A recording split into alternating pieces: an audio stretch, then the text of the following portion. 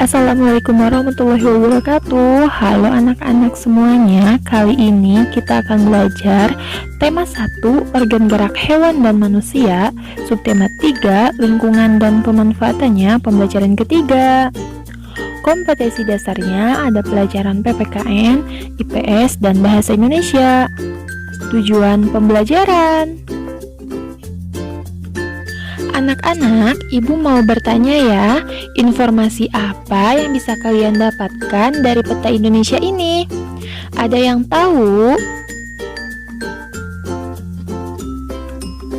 Informasi yang bisa didapatkan, yang pertama, wilayah Indonesia yang berupa kepulauan antara pulau satu dengan yang lainnya disatukan oleh laut. Yang kedua, kondisi geografis Indonesia sebagai negara maritim dan kepulauan menyimpan potensi yang besar dalam berbagai bidang, seperti bidang ekonomi, sosial, budaya, dan transportasi. Variasi dan karakteristik potensi alam lengkap dan beragam.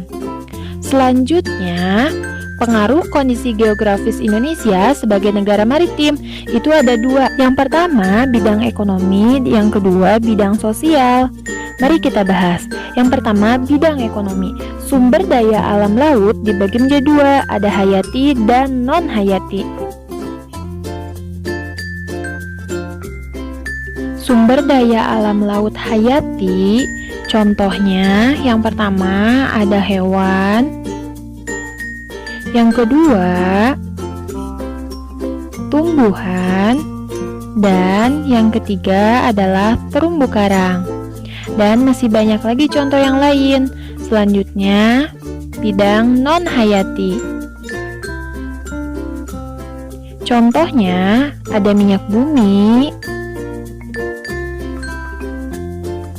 batu bara, dan air. Dan masih banyak lagi contoh yang lain.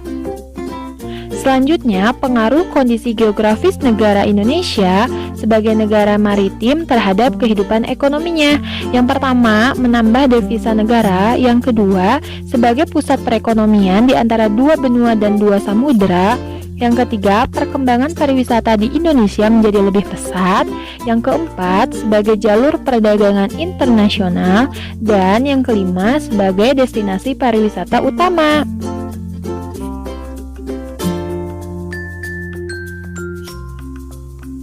Kelompok masyarakat yang bisa merasakan langsung potensi kekayaan sumber daya kelautan ini adalah masyarakat yang berada di pesisir.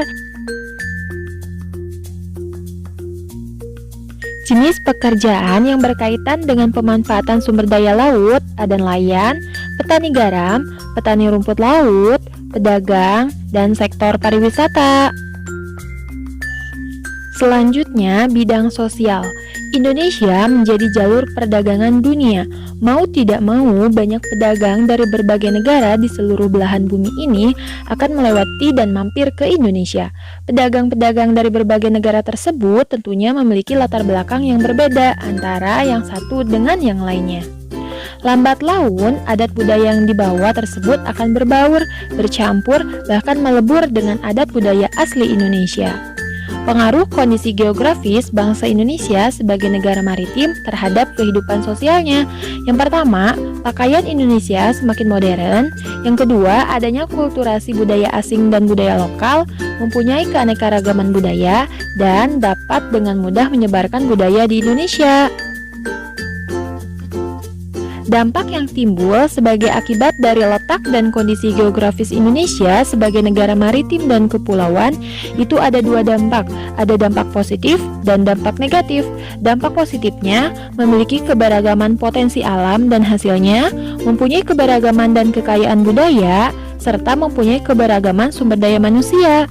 Dampak negatifnya, tidak meratanya potensi alam dan sumber daya manusia, tidak meratanya pembangunan dan pemerataan hasil-hasilnya, serta rentan terhadap terjadinya konflik. Selanjutnya, anak-anak, kalian diminta menentukan ide pokok. Masih ingat materi tentang ide pokok? Nah, sekarang kita coba menentukan ide pokok dari teks berikut ini. Ibu akan berikan satu contoh paragraf. Paragraf pertama, sejarah telah mencatat bahwa kejayaan bahari bangsa Indonesia sudah lahir sebelum kemerdekaan. Hal ini dibuktikan dengan adanya temuan-temuan situs prasejarah maupun sejarah. Yang bertanda merah itu disebutnya kalimat utama atau ide pokok. Yang hijau namanya kalimat pengembang. Selanjutnya, perilaku-perilaku yang mencerminkan sila-sila Pancasila.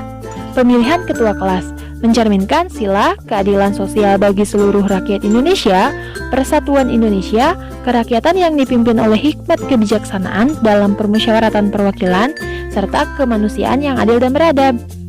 Yang kedua, perayaan Hari Besar Keagamaan mencerminkan sila ketuhanan yang Maha Esa, kemanusiaan yang adil dan beradab, persatuan Indonesia, serta keadilan sosial bagi seluruh rakyat Indonesia.